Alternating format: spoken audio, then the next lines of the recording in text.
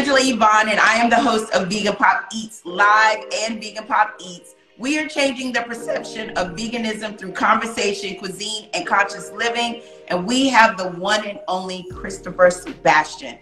And when I started to research you, I forgot that I had saw the Invisible Vegan and you were on there. And I remember it was right when I was getting started doing Vegan Pop Eats. And I was like, oh, I would love to have him on my show because I've interviewed Jessica.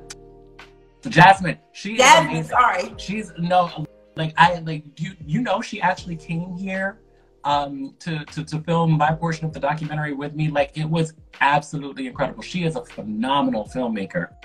And so many people have discovered me through that. And so I am so grateful to her for including me in her documentary and letting me be a part of her story. Because I consider that to be an honor and a privilege. Like, she didn't have to do that. And she was she's so incredibly gracious. And a very, very humble woman. And absolutely, she's gorgeous inside and out. She was like one of my very first interviews. And that was before I even had anything to talk about. I was just reaching out to people like, y'all want to talk about veganism? Y'all want to talk about it? Y'all want to talk about it? And she was one of the ones who were so graciously to come on and spread the word about the Invisible Vegan. But today it's all about you, and we're going to get into this. I always like to start the conversation, because I don't like to say interviews, about how did your journey start? Why did you become a vegan? Why is it important for you? This conversation, I've told it so many times before. I usually try to refer people to another interview or conversation that I've had with people so that I don't have to recount it again. But I will run through this very, very briefly because, of course, not everybody watches the same material, not everybody reads the same things. And so, what's 100 times for me is the first time for everyone else. So really quickly, I had gone vegan in 2004, and it was like a complete accident. I wasn't looking for veganism, and veganism found me. I was returning from a work trip, and I was coming from Las Vegas, back home to Philadelphia at the time. And I had a layover in a Phoenix airport, and I saw a book called Skinny Bitch. And I thought that the title was a riot, and I was and just as I was going through the airport looking for something to read on my flight, that book, it stood out to me because I was just thinking oh my God, this trip, I put on a couple of pounds, so this looks like a diet book. And it seemed like it would be, but then I think by the third or fourth chapter, it veered into hardcore animal ethics. And and that was that is that I hadn't been confronted with before. And so I often tell people that by the time the plane landed, I was vegan. And it was easy for me because the refrigerator was already cleaned out before I left. And so I was like, well, I guess I'm shopping now.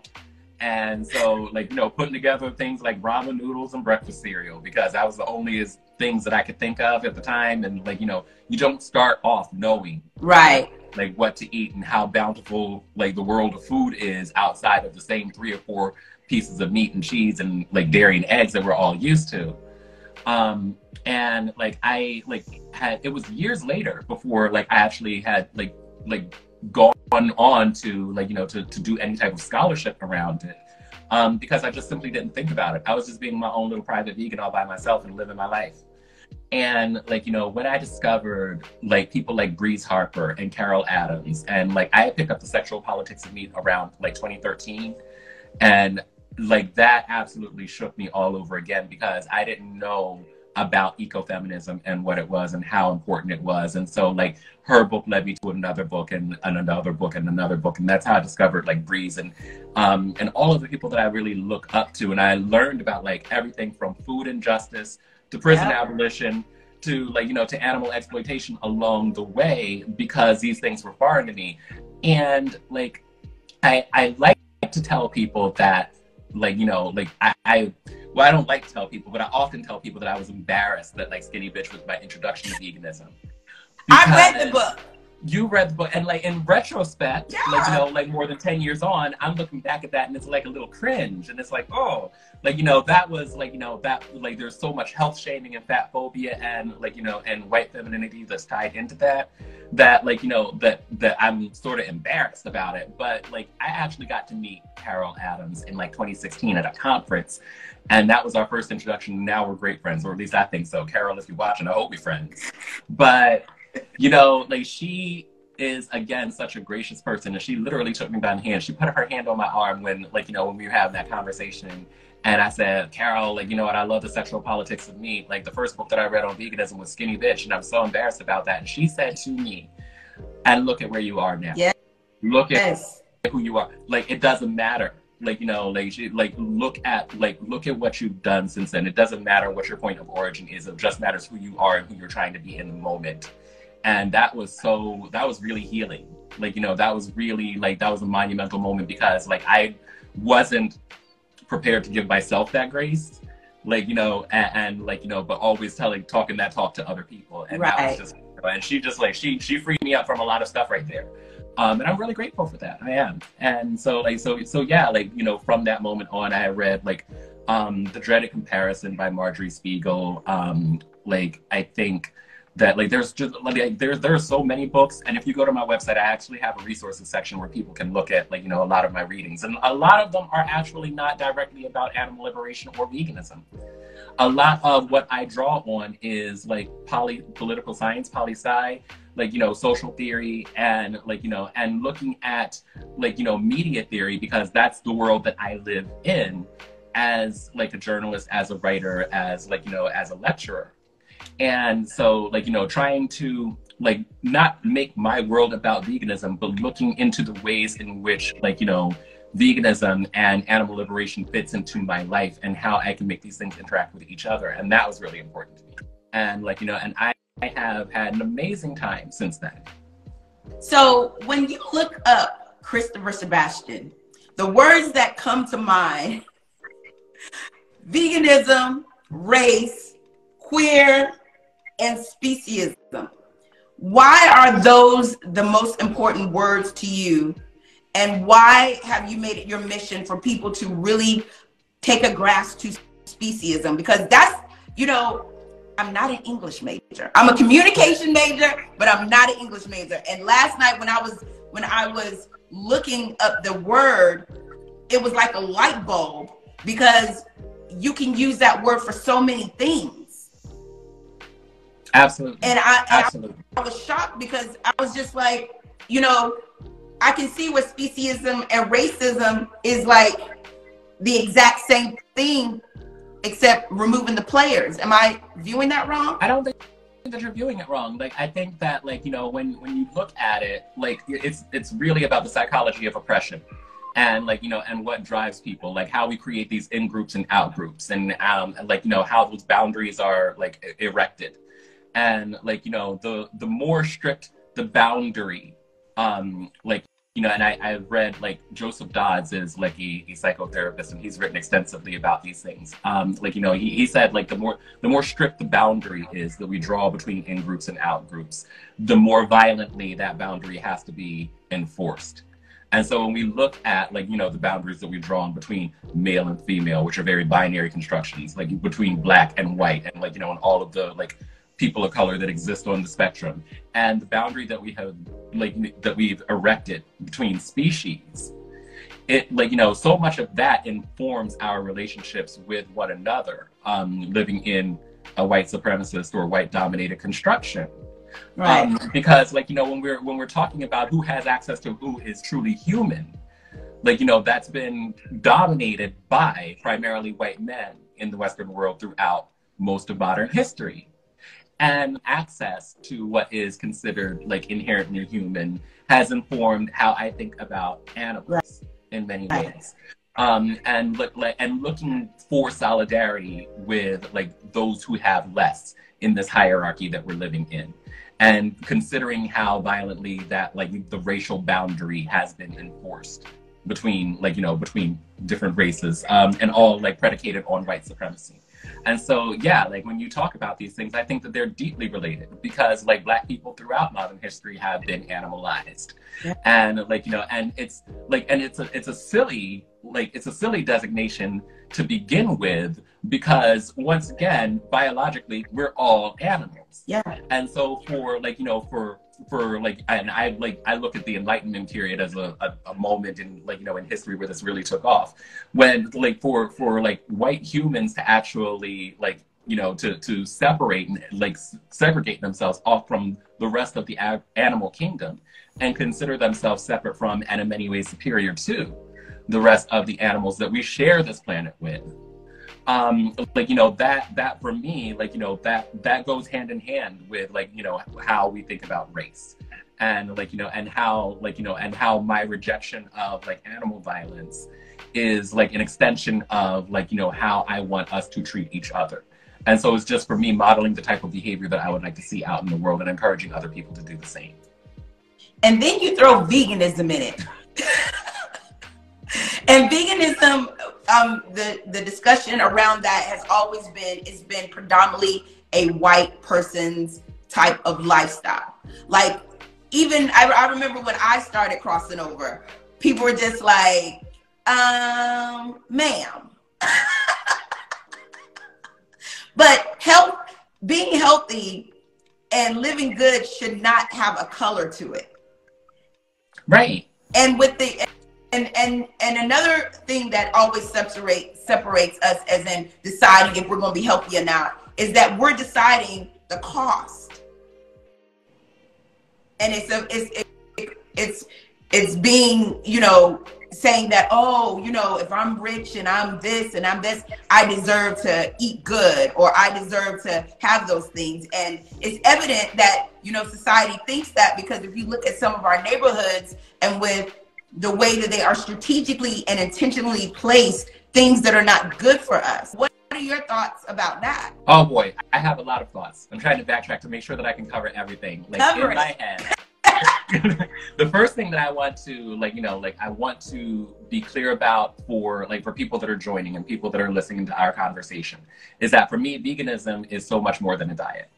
And like, you know, and I want to be mindful about not reducing like veganism to just what I eat and the way that I eat and being healthy.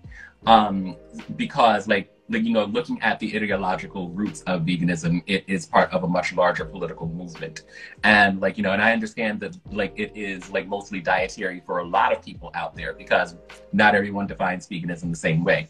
For me, this is how I look at and I define like veganism.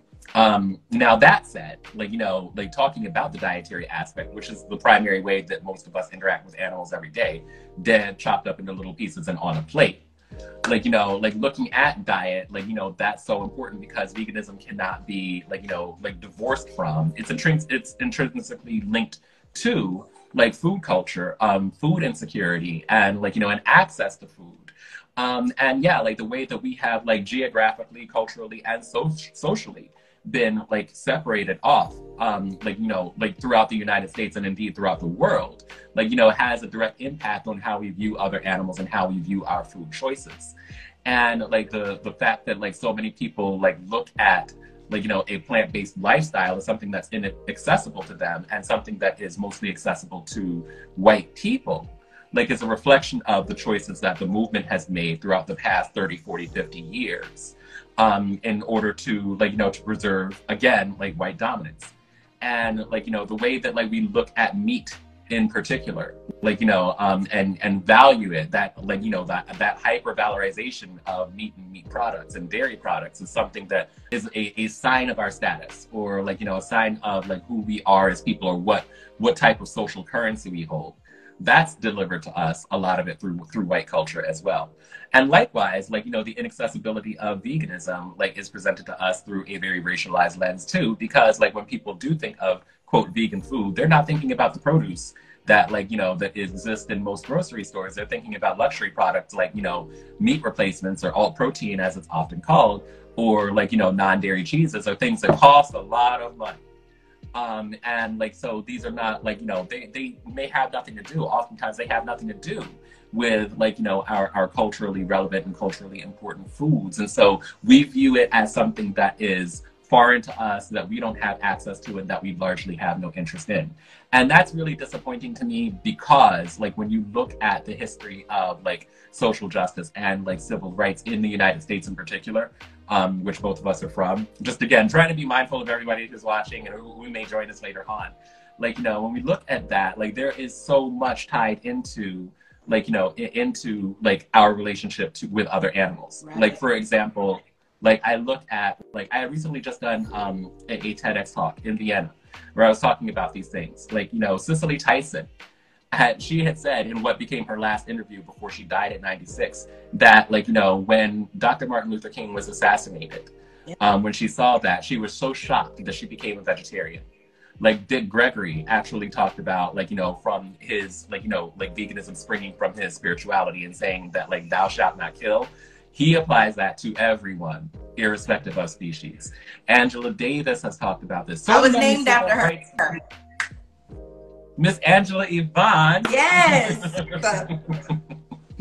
Angela Yvonne Davis herself. Yes. Like, you know, like she actually has talked about this and how, like, you know, like how we are not mindful of like the food that we consume in a capitalist society and how it conceals a lot of violence around us. And so many civil rights leaders and people who engage with like racial justice, like a lot of them actually come to, myself included, like, you know, come to veganism or come to understand veganism as a response to racial trauma that we've experienced, because we see how, like, you know, like how treating others who are not like ourselves, like, you know, like what that violence looks like. Like I was saying that, like, you know, like so many people who are engaged in racial justice, like come to veganism or come to animal liberation through a racial justice lens because of their experiences of racial trauma. Right. And like, and not wanting to visit that type of violence on others, again, irrespective of species. And like, what's really interesting to me to observe is the other side of that. People, like, you know, because like the fact that when we are confronted with our participation in drama against other species, a lot of us actually double down on it. And like, you know, and we do that in large part because that is a trauma response too. Like in many cases, like people are saying, like, you know what, I want access to the same thing that, like, quote, white people have on an unconscious level. And so, like, you know, they see like veganism as, again, reducing it to a diet, like, you know, as something that is part of like orthorexia, or something that is an extension of like disordered eating, or like, you know, something that is like, that is colonial in nature because it is, quote, instructive on how we should be or the proper way to be. Like, you know, an extension of purity culture and all of that. And so bringing all of this other baggage to animal liberation, and what I look at as, like, you know, as part of my racial justice liberation framework as well. So like, it's disappointing to me that, like, you know, you have these two really, like, you know, valid perspectives, like, because like if you're looking at this as a trauma response, then like you can't invalidate someone's trauma. You can only like work with them and hope that like they come to the same conclusion that you do. Right. And that, like, you know, like I do not want to visit this, like I want to break the cycle of violence, and I do not want to visit this type of violence on other persons, especially because whenever we do engage in that, it always comes back on us. Look at the state of the planet that we're living on right now and the role that animal agriculture plays in that. Yeah. Look at, like, you know, look at the fact that like we're experiencing not one, but now it looks like we've got like another avian flu virus that is like breathing down our necks right now. Look at the state of our health, our collective health, again, because of our very broken relationship to other animals. And so, like, you know, and so like I say the same thing to other Black and brown people when I'm talking to them that I say to white people when I'm, like, you know, when I'm talking about racial justice. Everything that we do has consequences. And when we visit violence upon those other groups that are more minoritized and marginalized than us, we are going to experience those consequences ourselves. Just like when white people say, okay, whatever happens to Black people, that's Black people's business and I'm not in it. And so, like, you know, that's not going to happen to me. It absolutely will. Because, like, when the police get through, like, beating our asses in the street, like, you know, that violence always comes home. Malcolm X talked about the chickens that come home to roost. Right. Chickens are coming home to roost. And we see that when we look around the United States and we see that every institution in U.S. society is failing and crumbling before our very eyes. It is because you allow these things to happen to Black and brown people. And, like, not just around the world, but, like, right here in your own backyard, too. And now that violence is being visited upon you. And now your mouth is poked out and you don't know why. And again, I say this to our own people. I'm like, listen, we didn't create this system. Like, you know, I wish that it didn't exist this way, but we are a part of the system. We have to make very active decisions about what we want to do and our level of participation in this violent system. Yes, I know, like, you know, like there's no ethical consumption under capitalism. I've heard it all before. But this is something, like, this is an active choice that we can make multiple times a day. Right. And, like, you know, and again, model the behavior that we want to see in the rest of the world. And this is for me modeling that. Like, you know, like, I don't want to be a part of any more pandemics. Please, I've had enough pandemics for several lifetimes. I don't want to be a part of, like, you know, of the climate emergency. I can minimize that as best I can. Like, you know, and like, I can't stop everyone from driving a car. Right. Like, I can't stop flying. I need to do it sometimes. This is something that is in my control, and it's constantly in my control. Every morning when I wake up, I get to do it all over again. I can make that decision. I am not going to eat other animals that I share this planet with. And, like, you know, and I don't care if my tiny little contribution makes a difference or not. That's something that I have chosen for me, for my own personal integrity. This is what I have chosen to do, and I sleep better at night. And, like, you know what, if the world falls apart anyway, the world falls apart anyway. This is, again, about me and my own integrity, about collaborating in that violence. And you said that so eloquently. And what really sticks out with all the things you said, there's so many things, is that I'm also a person who believes that karma is real. There's a consequence to every action. And you don't never see what the consequence is going to be, but it's always, in my opinion, 3 times worse than what you've ever done. And when I think about veganism and I think about us, the Black and brown people, you know, other people of color, however you want to fall under it, and we can go back and forth with who's what and what.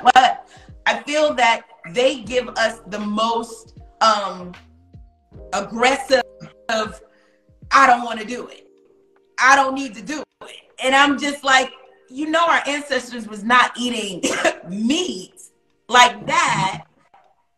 And we didn't do it until we were colonizing, because we didn't know, and we didn't get a grasp of where we were. But soon as we got a grasp, we were making gardens on the side to supplement, you know, the things that we weren't getting. We were, you know, we had to adjust to the environments and things of that nature. And I always say that, you know, I feel like veganism is the missing key for the Black and brown people, because when you start eating this way, and you're right, it's not just about a diet, but when you start eating this way, you get clarity.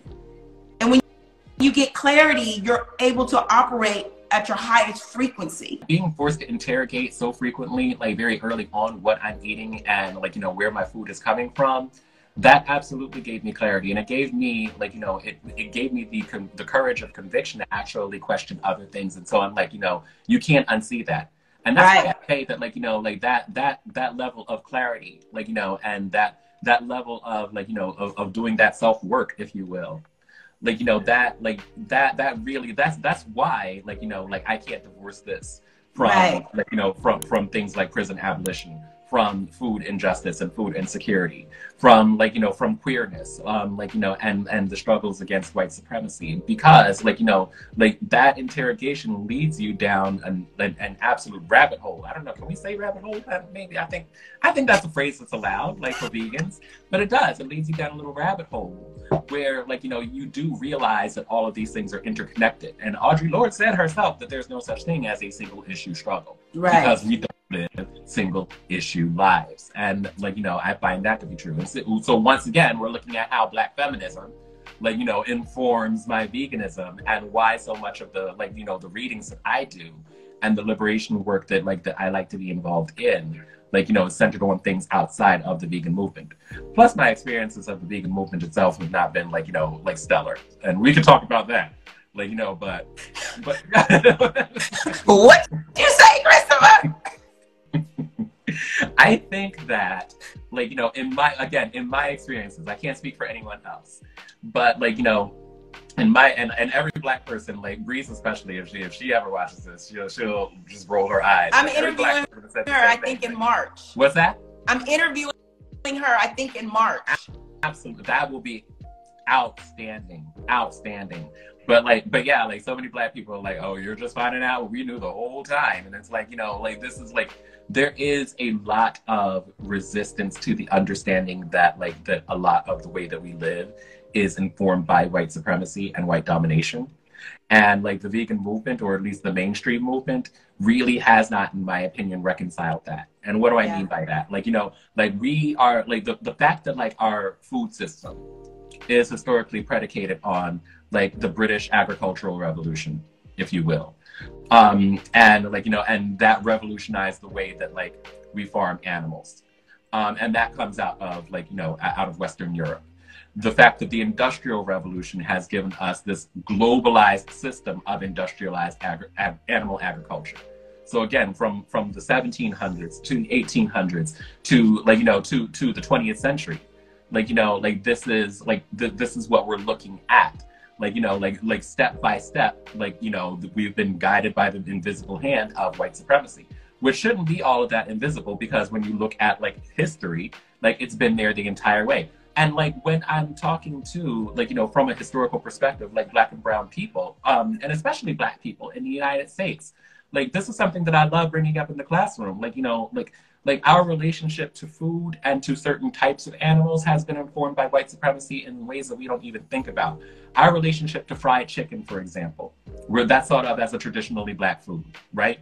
Like that, like this is like, you know, this is something I actually wrote about this in the essay that I sent you. This is like something that is informed directly by slavery. Why? Because like chickens were not actually considered part of real, quote, livestock during the times of slavery. In the 1700s, chickens were just relegated to the slave quarters because like they didn't even really count them in terms of like sheer inventory. So chickens became the animals that we would eat. Like the method of frying chickens, like that, like fried chicken is like something that comes from like, you know, Western Africa, or like batter frying animals, or batter frying food in general. Like, you know, that tradition, or part of that tradition, comes from like West Africa. And so like we carried on eating chickens in that way throughout much of slavery. When slavery was ended in 1865, there's a book. The author's name is, I believe, Psyche Forson Williams. I'm butchering her name, but the book is about like I believe it's called like Building Houses Out of Chicken Legs, where she talks about how like selling fried chicken was like pivotal to Black women in particular building wealth, because there was no other means for Black women to build wealth during that pivotal period. Wow. Like during Reconstruction after slavery. And then you have like the early 20th century and the like, you know, the birth of like the film industry and the propaganda that comes out of that. And you've got that horrific racial propaganda film, Birth of a Nation, in which Black people, or the fear of Black people running our cities, was solidified in the white imagination by like depicting Black people as in like city or municipal buildings with their feet up on the desk, eating foods like fried chicken. And so marrying Black people to fried chicken in that way, like, you know, and like looking at this lineage for the past like 300 years, there's so much tied up in that little piece of chicken, like that's sitting on a plate. And there's so much, like, you know, so much pain, so much trauma, so much history that's wrapped up into this little cultural icon. Like, you know, and you look at like the Colonel himself, like, you know, like when Colonel Sanders started frying Kentucky Fried Chicken, and we see the images of him, like, you know, like all throughout the 1960s through the 1990s, dressed up in the, like, you know, costume of a plantation owner. That's weird. That should be weird to us. That should be weird to us, that we're buying chicken from a man that's running a plantation, and it's not, because it's all been normalized. The, like, you know, the violence against chickens has been normalized for over 300 years. Like, you know, and so this is like, again, when I talk about like white domination and white supremacy and the lack of wanting to reckon with that or reconcile that in the mainstream movement is to our detriment. Because, like, you know, when we don't want to confront how whiteness informs our choices, how race informs our choices, it holds us back as a movement. And we want to know, don't focus on that. Let's just focus on things like, you know, like we're going to run our campaigns, go vegan and whatever have you, without ever examining, like, you know, all of the reasons why, the social, cultural, economic, and like psychological reasons why we consume animals the way that we do. I also tell people, like, you know, oh, I love bacon is something that comes out of people's faces all the time. And like in the classroom, I'm like, well, let's look at the history of bacon and why you may love it. Like, you know, like the fact that we love bacon and we have like globalized, like, you know, this love of bacon, or bacon mania as it's called, from the United States is because of Edward Bernays, who's the father of propaganda and public relations. Like, he literally launched a campaign in the 1920s to convince people to eat a heavier breakfast, when breakfast during that time was largely vegan or vegetarian in the American household. Wow. And he revolutionized the American breakfast to make it centered on heavier foods like bacon and eggs. And that birthed in the imagination, in the American imagination, the bacon is synonymous with a true breakfast food. And then we have like a advertising campaign through propaganda that existed for several decades. And so I tell people, you do not love bacon. What you love is actually a decades-old propaganda or public relations campaign that has been animated by whiteness and white supremacy, and like, you know, and by a literal propaganda. And so, like, you know, we don't have those conversations, or we're reluctant to have those conversations, because most of the mainstream movement is constructed by, or dominated, if not like, you know, socially, then at least financially, by like, you know, by people who are invested in maintaining white supremacy. And that holds back our movement. That is a violence that's done, again, like, you know, like to, like, it's a violence of race because it's done to Black and brown people, but like the primary victims end up being the animals that we supposedly want to protect. And whenever I talk about this, you can look at the comment threads online when people share it over and over again. Who's this? I won't use the word, like it's the F word. Like, you know, I've been called a tranny. I'm not transgender, by the way. Like, you know, I've been called the N-word. I have been called like so many things by people who supposedly are the most compassionate people on the planet. And this is documented. I actually start presentations off like by showing it to people, because I want people to be aware. This is what we're looking at. These are your comrades. This is what you, the white people who are part of this movement, need to clean up if we are going to be successful.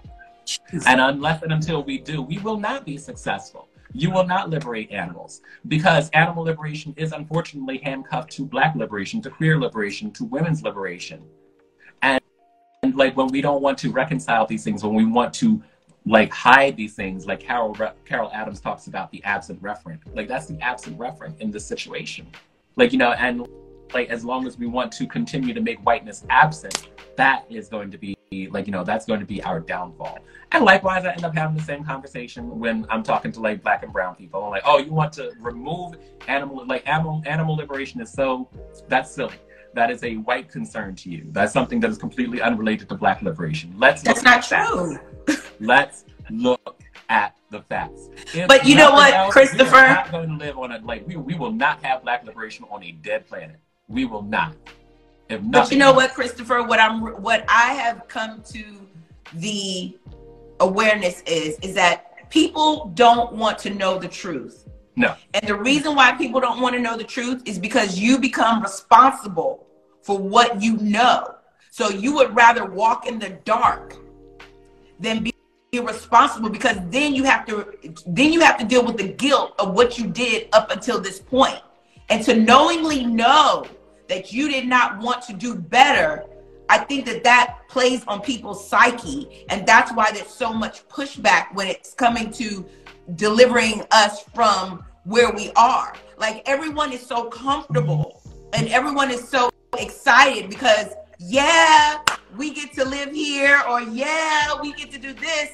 But psychologically, that's why I think the word woke is so, like, you know, intense, because people are like, you can tell the people who are awake and the people who are not. And I always like to use this reference. Like, I don't know if you saw Beyonce, and this is not vegan, but I don't know if you saw Beyonce. It was her adaptation of The Lion King. Right. So when she put that visual art out, she was talking to 3 levels of awakeness. Like, she was talking to the fans, and the fans were like, oh my God, Beyonce put out a visual. Oh my God, it's just so visual lit. album from Beyonce. Huh? Another visual album from Beyonce. Another visual. Then the second part was, oh my God, the fashion. Oh, yes, the fashion kids were living. But if you seriously look at, she was giving you messages in plain sight. And on the level of your awareness and your awokeness, you would see where she was telling you, like, get information. Everybody was like, oh, everybody get information. But she was saying, get information. Get information. That's what the she was saying. scholarship behind like Beyonce albums is so like, it's so over the top. It's so like, there's so much of it out there, and so many people that like to reference like every detail of her albums. Because now she's awake. And when she got loose from the contract, she became the blackest she's ever been. And everything she talks about, because she's wanting to show you our lives in abundance. She's wanting to show you, and I'm a beehive, but I'm not like, oh my God, I'm about to buy these tickets. But you're a billionaire, Beyonce. You and Jay-Z have got to like listen to right. I'm not gonna buy those tickets. Right. One day that'll be my ministry, but right now that's not my ministry. But I'm always open, and I always live for conversations that you are invoking in us, because just the information that you just gave, the people are just like, yo, where can we get more of this? Where can we get more of this? Because people are not understanding how vital it is at this time. And they also want to know the name of the book you said. Was it Building Houses of Chicken Legs? I believe that it's building, if you type in building houses out of chicken legs and like the name Psyche, which is Psyche, it's just like the word psyche, like you will find this book. You will find it available on Amazon. It is an amazing book. Like again, like I'm just like, my brain has been fried right now, right. So I can't think of that title of it. But yeah, like she is a phenomenal author. And she's been written about several times over. Like The Economist actually wrote an article about her in this book. And like, you know, and the origins of like the iconography of like Black people in fried chicken, or chickens in general. So because he got us in a chokehold. Absolutely. He got the people in a chokehold. Absolutely. And but like, this is a really, like, you know, the funny thing about it, we're blessed right now with so many, like, you know, amazing, especially chefs of color, who are recreating these same flavors. Yes. Without, like, you know, without the chickens. I'm like, yes. I'm going to be serving up some guests this weekend. I want like some delicious. Come on over. We got plenty. We're going to be serving up some food this weekend. We got some, like, you know, we've got some fried chicken that's coming out. And cinnamon buns. Yes. I should take you to we'll go in there and take a look at what's cooking on the stove. But no, like, you know, like, this is like, we have so many plant-based options that are available to us, and so many people making it super accessible, showing us how to make it out of anything. And like, you know, and that's the great part about the internet. Like, the internet has given us so many terrible things. Yes. Like, it was bound to give us one or two good things every now and again. And one of those things has been, like, you know, making a smaller community, or making the world small enough that we can interact with each other across distances like you and I are doing. And we have access to recipes that people are making on social media all the time. And like, you know, and like, you know, and giving us all of this knowledge, all of this creativity. And like, you know, and I'm really grateful that, like, you know, for all of the people who share it, and so many people sharing it free of charge. Pay people when you can. Like I always tell people, but pay them when you can. Yes. Because, like, you know, I know what labor is involved in that, and like, you know, and it's hard out here for creators. So yeah, like I am grateful to them for all of the content that they produce. So do you think that we'll ever be free? Can I, like, am I speaking for me personally, or am I speaking, like, you know, like, I'm speaking to Christopher Sebastian, lecturer living in Prague. I think that we will, but I am talking about the general we that exists probably hundreds of years after I'm dead, if I'm honest. Okay. If I'm honest. Like, you know, I've come full circle, I feel like, in my own journey, because I started out and I'm like, oh, you know what, everything's happening, this is all pretty fine. And I think that the past, like, five or more years, I'll say, like, right thereabouts, like, you know, I have had the realization that, like, nothing is okay. Nothing is okay. Like I said, our institutions are crumbling around us. We are fighting multiple, like, you know, climatological, ecological, like, you know, like economic and social emergencies all at the same time. And I had the realization, or excuse me, I started out kind of thinking that all of the hard work was done by people who came before me. The people who were part of the struggle in the 1960s, who were part of the struggle in the 1970s, who were part of the struggle in the 1980s. And they had laid the groundwork so that the rest of us could live free. And then, oh no, now transgender people are like a talking point. Now voting rights are being restricted. Votes are being suppressed. Fascism is ascendant throughout most of the global West. War throughout like the European continent. And like, you know, on top of that, the scarcity of resources is something that we are beginning to fight over in ways that we hadn't done before. And oh no, the hard work has not been done. The hard work has not been the hard work, I should say, is ongoing. And I don't have the luxury of being able to sit back and reap the benefits of what people who came before me did. And I don't have the luxury of being able to say, I don't want to be a part of the struggle right now. Or I would like to absent myself from the struggle. And like, you know, I forget who said it, but like whoever it was, I believe it may have been Bell Hooks, who said that, like, you know, activism is the rent that we pay to live on this planet. And like, and I really did not want to internalize that, but yes, it is. And so, like, you know, you can't just sit back and like, you know, and hope that this passes us by. We all have to be politically active in the moment. Perhaps not every moment, but as often as we can in whatever way we can. Because, like, you know, because fascism doesn't sleep. Racial capitalism does not sleep. It doesn't take a breath. It doesn't take a break, and it will never let you catch your breath. And so, like, you know, like maybe everybody cannot participate in exactly the way that I can. That's fine. I don't expect them to. But I expect people to participate in whatever way that they are able to, because that is the only way that we are going to be able to beat this back. And so will we be free? Yes. The optimist in me says yes. Is it going to be tomorrow? Probably not. But that is okay. That is okay. I am present to the fact that, like, this is what we have to do right now. So I will lace up my boots and I will, like, you know, roll up my sleeves and I will get out there and do the work. Toni Morrison said, yeah, I get mad. And then I go on and work anyway. That's what we have to do. Yeah. Get very, very mad and then stop and say, that's good.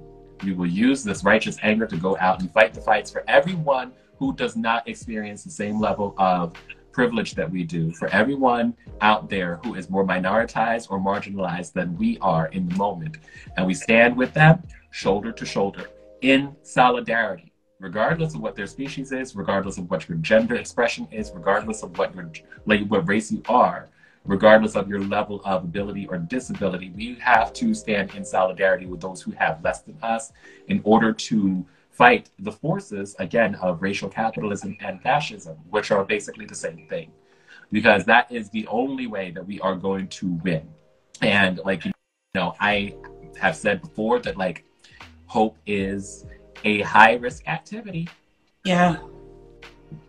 But I believe that we are worth it. Yes, indeed, Christopher. If I could sit in your class, I would be there perched. The thing is, I don't actually even teach. I don't even teach this in university, right? Like, I work at the School of Journalism and Media Studies. So, like, you know, so I teach journalism. I teach social media. I do, like, you know, and I wish that these are the topics that I got to engage with every day. But, like, unfortunately, it's not. So it's just through conversations like this, I'm so grateful that we get to continue, like, doing this. Well, anytime you want to have the conversation, you let me know and we can go live. Because when I say... Miss Angela Yvonne, you know what I'm mad about this week? Come get on live with me. I was like... Yes. And I will get on and we can chat and we can giggle, we can tee-hee, we can say whatever, because this was well needed this morning. And Black History Month. It was needed because I feel that sometimes we lose focus on what we really are here to be doing. We don't take in consideration the sacrifices of other people And we don't understand the seriousness of it all. And when you speak, you are so brilliant and you are so amazing. And I'm grateful that you even took time out to even come on here, because you touched me today. Oh. You really truly did, because it inspired me and it motivated me, because that's the words that were coming out of your mouth are exactly how I live my life on a day-to-day basis. Like, this is serious. You know, when I show up in my spaces, I'm letting you know that I'm ready. I'm letting you know that I'm ready. And veganism was Vaseline on. Veganism was what is it? Theos and his rings. That's what it is for me. That's what it is for me. Yes, he is iconic. Yes, he is. But anytime you want to come on and let's have conversations, I would be totally down. And I would wake up early for you, Chris. Sebastian, I would wake up early for this. Got you out of bed on a Saturday morning. Yes, early. A bit later in the future. Early, no, whenever you want to. I'm telling you, it is needed. And I enjoyed this. I really do. And I enjoy talking to everyone. But today, and especially because it's Black History Month, because, you know, we're unapologetically for these 28 days, even though it used to be a week. But I just want to tell you thank you. And your gift is so needed. And you need to be on a circuit somewhere. Just tell them, just come through and let me give you the business. Oh. Let me give you the business. I appreciate that. I really, really do. But like, no, it's because, like, you know, it's because people like you invite me to talk about these things. And like, you know, and I'm sincerely grateful. I'm grateful for all the people who are here with us today that are participating in this live with us. I haven't had a chance to read the comments because I'm so easily distracted. But like, you know, I see the hearts from people, and I really, really appreciate them as much as I appreciate you. Yes. So thank you. And that's what this conversation is what, and one of the reasons why I did Vegan Pop Eats, because you don't see us. Because right now, the most popular Black vegan right now is Tabitha. And I love her, but there is just so many others that have the same kind of message, but oh my goodness, doesn't speak to you in a way that you can digest. So if she's the leader, I'm accepting of it. You know what I'm saying? Because she is opening up the doors for all of us to be able to come in and speak about it, because veganism is predominantly white. And now we're starting to get it. But as I'm doing different research for Black history, there were a lot of Black vegans. There was so, and that's the thing. Like, the presentation doesn't match up with the reality. Right.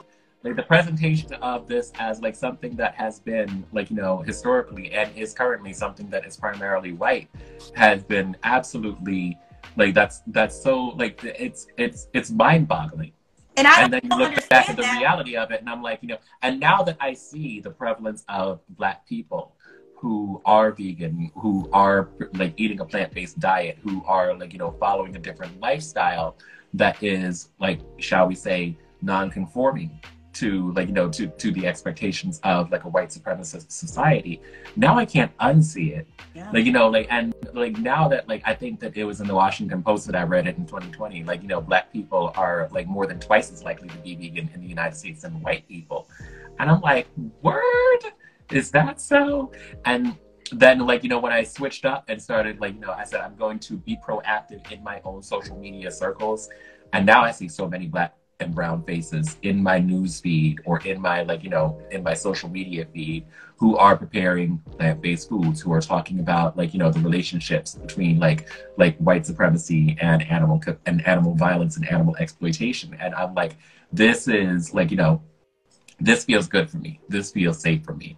Like, you know, like seeing you popping up, seeing Soul Eubanks, like EA Loves Life. She's another one. She's super fun. So sweet.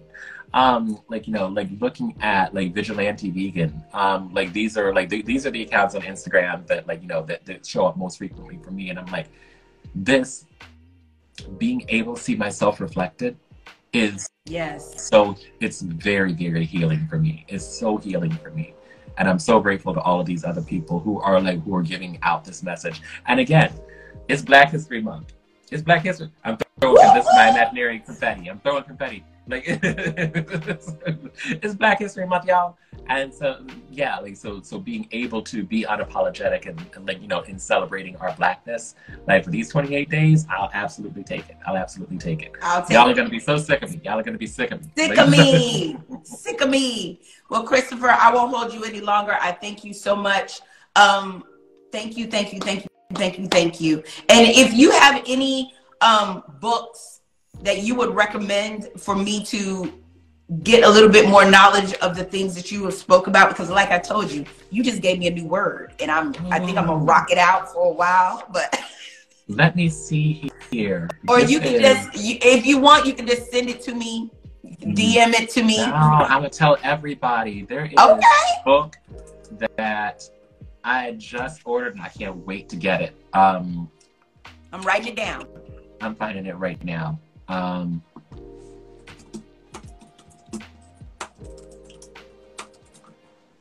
So is Prague your permanent, or are you going to move around?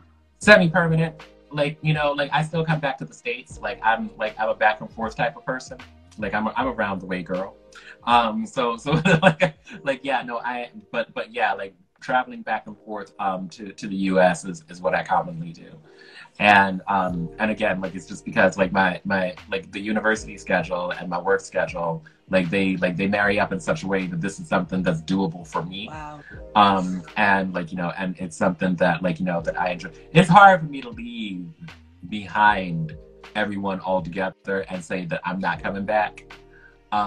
Because not just because like, you know, so much of my culture and myself is wrapped up in like, you know, in US identity, but also because I'm like, this is the cauldron right here, if you will. And if you are going to dismantle this hierarchy, this violence, I can't be absent from it. Right. Like you know, like American imperialism is such a toxic pill. You're not safe anywhere on this planet from it. And so I do feel this psychological need to go back there to be part of the struggle, if you will. But this is a book that I wanted to recommend to you. It's called Being Property Once Myself by Joshua Bennett. Being Property? Being Property Once Myself. And this is like, I will tell you like the description from Harvard. For much of American history, Black people have been conceived and legally defined as non-persons, a subgenre of the human. In Being Property Once Myself, prize-winning poet Joshua Bennett shows that Blackness has long acted as the caesura between human and non-human, and delves into the literary imagination and ethical concerns that have emerged from this experience. Each chapter tracks a specific animal: the rat, the cock, the mule, the dog, the shark. In the works of Richard Wright, Toni Morrison, Zora Neale Hurston, Jessamine Ward, and Robert Hayden, the plantation, the wilderness, the kitchenette, overrun with pests, the valuation and sale of animals, and enslaved people, all Black and animal life in fraught proximity. Get it tomorrow. Get it tomorrow. Get it. Have you read Cast? I have not read Cast. I have not read Cast. Now who's making the book recommends? I need you to get it. The other one that I'll recommend is from Benedicta Boisson. I may be mispronouncing her name. It's called Afro Dog. It is a remarkable Afro Dog. Afro like and Dog. Afro and Dog. And Benedicta Boisson, her last name I believe is spelled Boisson. Let me see. Let me see if I can save that.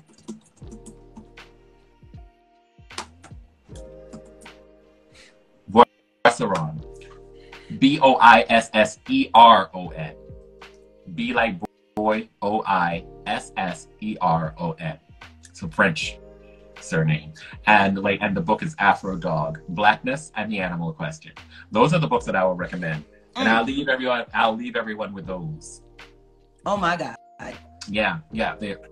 This is why, I tell people, listen, I am not even the most child boo. If y'all are relying on me, I got nothing for you. I'm not even the most articulated person on this topic. There are so many authors out there. Y'all don't even know what you're missing. In your in your Black liberation libraries, in your animal liberation libraries, and and especially in the animal liberation libraries. I'm like, why are we missing these? Why are we not doing why are we not we're reading the same books that have been around for ages? We got people that are reading Skinny Bitch and not reading this. They don't know nothing about the Skinny Bitch. But I cannot. So I am humbled by the by the bodies of work that are out there, and and just drawing inspiration from the things that people have produced. And so those are the recommendations that I have. Okay, I got it. Thank you, Chris, for so much. Thank you, Sebastian, because I saw one of your lecturer. You were like, call me Sebastian. I was just like, oh, okay. Just I'm trying to get a name out like Beyonce does. She said, "Codes racism as zoological witchcraft." I have heard of it. I haven't read it. Okay. I have to write that down because I love knowledge. Okay. All right. And I keep saying it, and we be here all night getting snacks. Thank you to everybody. Thank you so much. Here. I love it. People are calling out Beyonce for being a billionaire. Look, the tickets. Look, so many of these she could have gave this out pro bono. Oh man, vegan Soulicious. Oh, we need this live every Saturday morning. Look, don't get me started. I'll come back every Saturday. We'll be here with a bowl of cereal. Well, what you want to do? You just gotta let me know what the tea is. What's going on? You have so many people to interview, so I'm looking forward to watching the rest of the series. Yes. So if you all are not following Vegan Pop Eats, please make sure that you're doing that. This has been a gift. Thank you so much for having me here. And I'm gonna hit you up another Saturday. I'm gonna be like, Christopher, what you doing? I'm just sitting here with my cinnamon rolls. Also, thank you so much for your gift. Can you please give it up for your lipstick shade? Because yes, this is Boy Trouble, the lip bar, and it is vegan. Black owned. That is absolutely stunning on you. Thank Can you. Please give it up everybody for how gorgeous you are on a Saturday, because I cannot get enough. I said, I gotta show up for Christopher just in case he reads me. We were not gonna do that. But no, I said to myself, I did, this is what she came correct on a Saturday morning. For me, I'm like, no, we are definitely gonna mention this color. Yes, because you worth it. You fed my soul this morning. I don't even need breakfast. You fed my soul. But I'm gonna let you go. And thank y'all for everyone who came on. Yes. Give it up for Mr. Christopher Sebastian. And if you don't know, now you know. Please follow him. Please research him. It will feed your soul. See y'all later.